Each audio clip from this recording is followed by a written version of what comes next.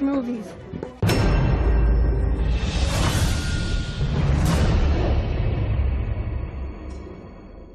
They have a bunch of dishonest people. They've created ISIS. Hillary Clinton created ISIS with Obama.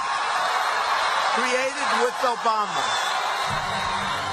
Actually, if you believe what's being told to you, and I just don't know why anyone would believe anything that comes out of the mouth of virtually any Western leader, whether it be Obama or Bush or any of the rest of them, all of these people are nothing but patent liars, and everything they say is pretty much the opposite of the truth. So I don't accept virtually anything they say. There is absolute continuity between the policies of Iraq and breaking it up and breaking up Syria as well. It is beyond naive to suggest that the U.S. doesn't have its fingerprints all over ISIS. There is absolute continuity, but the actual policy, just like the Project for a New American Century laid out very clearly, that a, quote, new Pearl Harbor would be necessary to achieve this goal of full spectrum dominance, you could never tell the American people, or the world for that matter, we're going to fight wars of aggression where we're going to have to invade and occupy, we're going to have to spend hundreds of billions, if not trillions of dollars to achieve the goal of full spectrum dominance, which is to control, absolute control over air, land, sea, and space, and cyberspace. The American people never would have bought it, so you can't tell them that. You have to tell them a bunch of lies. And we see this over and over again, that there must always be a boogeyman. In fact, you're sitting in Russia now.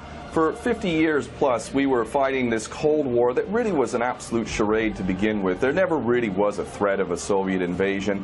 And for decades, we spent insane amounts of money developing nuclear weapons to the point of really completely, totally collective insanity. And here we sit today in a world that threatens a third world war with a policy that is clearly intended to totally destroy Syria. Let's see what happens.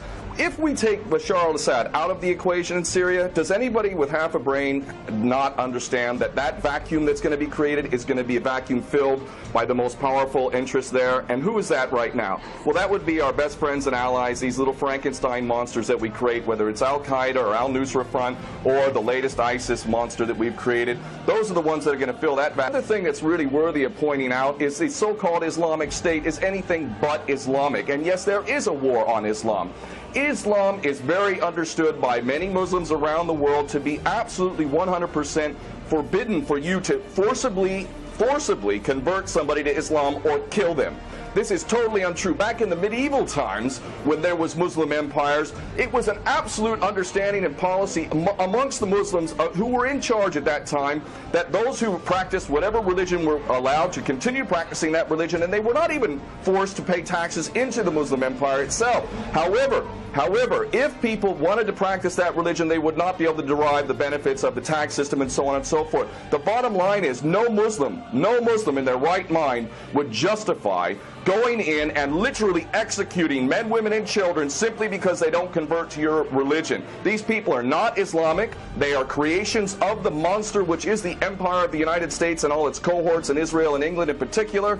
And this monster is purposely created to justify the continuing insanity of the never-ending war policy, which is really the core of America. And that is exactly why I renounce my U.S. citizenship. This madness cannot be considered anything but the major threat to the world. Well, there are very obvious solutions. One is to arrest the traitors in the U.S. Congress and White House who have sworn to uphold the U.S. Constitution, and somehow the American people have sat by while the President has afforded himself the power to execute anyone, anywhere, anytime, for any American citizen to be detained without any due process of law, no representation, incognito, and theoretically he could be condemned to death by a military tribunal in secret and executed. All of this operating under supposedly the United States Constitution. So all of these traitors need to be arrested. So the American patriots need to stand up and grab a pair and ultimately have some integrity and get rid of these traitors. Continue to decline into an absolute total pariah state, hated and resented around the world, and maybe bring the whole world into World War III.